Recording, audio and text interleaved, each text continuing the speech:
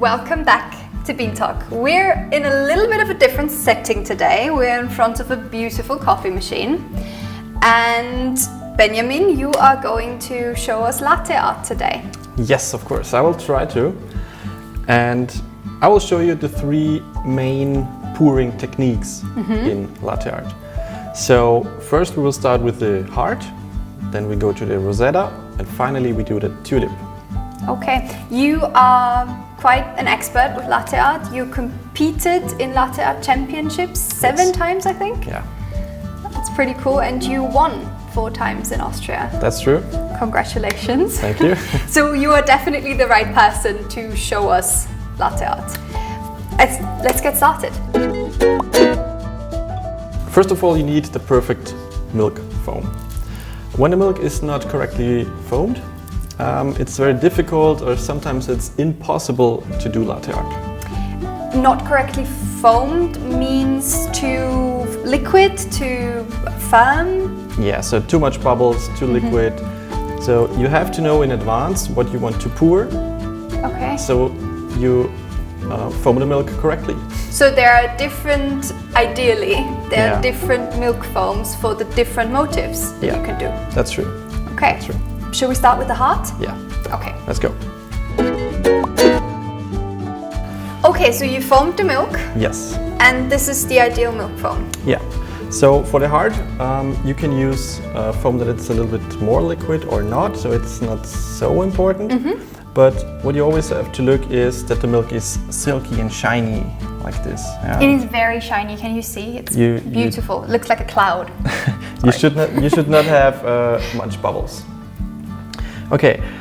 Now a big thing is that in this pitcher we have a little bit too much to control it while we are pouring. So what I do now is I split the pitcher, which is called pitch splitting. So Everything has a name nowadays. Of course. It's great. So I pour about 1/3 of the milk into the other pitcher. Okay. So the base is mandatory for every pattern. And the idea is to mix the milk with the coffee so that you have kind of the paper to paint on. Okay. So you pour from above, fast, to break the crema, like this. And now you just go down and you pour whatever you like. Beautiful. So it's the canvas to put the art on. Yes. Okay, for the first pattern, the heart, we have to do the base, like I said before. So you break the crema, and then you take your picture, you go down to the coffee, and you start to pour faster, and in the end, you finish like this. Looks so easy. So basically it's just 3 movements. You pour the milk in a little bit faster. When the cup is half full, you go down. And when you are down, you start to pour faster. You lift the backside. Yeah. And in the end, when the cup is full, you just go up and you finish like this. It sounds and looks so easy. I know at least for me, from experience, it's definitely not easy, but I guess practice makes perfect, doesn't it? It is so. It is so. The only thing, when you teach a class, for example, how many students do you have on average? So about from 4 to 12, I guess. And how many cups of coffee do they practice on until they get somewhere close to a heart? So sometimes there are hundreds of cups. And now if we multiply that and think about how much milk a cup of cappuccino needs, which is about 300 mils? Yeah, 200, 250. Yeah, that's a lot of milk. That's a lot of milk, and I used to need around 10 to 20 liters milk per participant. That's insane. That's like, I mean, I get it, we have to practice and stuff, but that's incredibly wasteful. It is. And I was thinking about that a lot.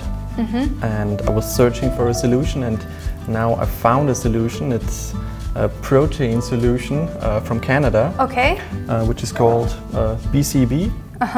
And basically you just mix it with water, and then you can train to foam the milk, and you can also train to pour the milk. And it's like milk. Yeah, it's like milk, but you cannot drink it.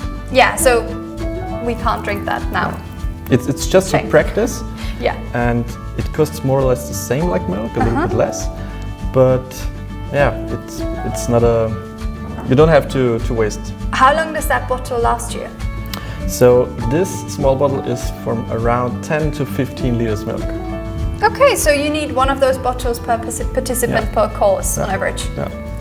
But it's a good solution. It's a perfect solution for coffee academies, for everything who wants to train latte art. Yeah. That's really good to know. Now I might actually try to practice again, because I always felt really bad because I don't like cappuccino, I don't like coffee with milk, so it felt incredibly wasteful to practice latte art because I wouldn't drink it. Absolutely, yeah. That's cool, I really like that. Okay, but there are 2 more motifs that you want to show us. So for the Rosetta, you have to pour the milk a little bit silkier, so less foam. And then we start with the base. We go down, we wiggle the pitcher like this, go back, and then we finish, and that's it. I think that's probably my favorite motif. I think it looks so pretty. But I also find it incredibly hard, because for me the cup is always too small, but that might also be because I'm just the clumsiest person ever, so there's milk everywhere when I do that. You have to train the different movements here. So let me show you.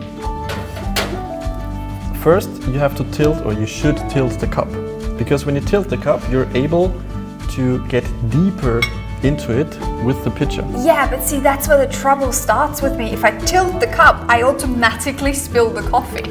Okay. So you have to tilt it a little bit. You pour, you go a little slightly forward, and then you start to wiggle. But the wiggle is not like this. It's more like just a small... Tiny movements. Yeah, small little wiggle.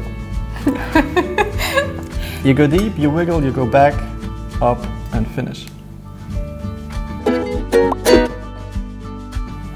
So now we have the last motif. Yes, the tulip. For the tulip, you pour the base again.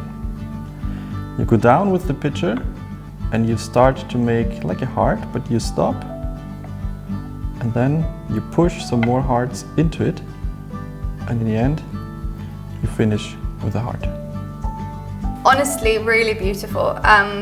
Latte art to me is always going to be a little like magic, because I just can't grasp how incredibly detailed and complex motifs people can do. Because out of those 3 base motifs, you can do basically anything, right? Basically anything, yeah, it's just practice. It's very cool, very, very cool. So your big tip for latte art is just practice, practice, practice? The biggest tip maybe is to take part in a course. Yeah, in the Mimik of Academy. course. And after that, you just have to practice, and